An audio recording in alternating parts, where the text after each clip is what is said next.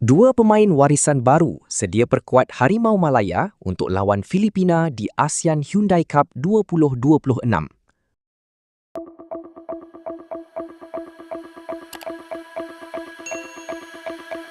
Skuad Harimau Malaya kini menerima kabar gembira menjelang aksi menentang Filipina dalam aksi terakhir peringkat kumpulan B ASEAN Hyundai Cup 2026.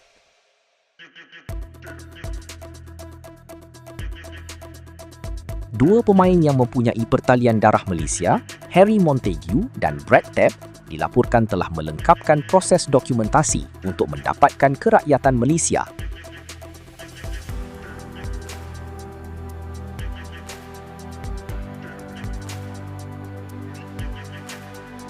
Perkhabaran ini dimaklumkan oleh wartawan Astro Arena, Zulhelmi Zainal Azam, yang melaporkan bahawa proses pendokumentasian Harry Montague serta Brad Tapp telah selesai, sekaligus membuka peluang untuk mewakili Malaysia.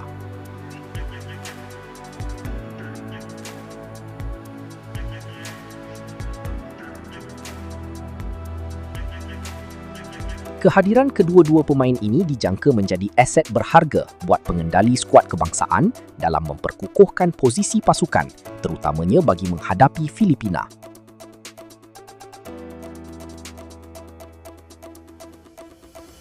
Perlawanan ini sangat kritikal bagi anak buah Tan Cheng Ho untuk memastikan momentum pasukan berada di tahap terbaik.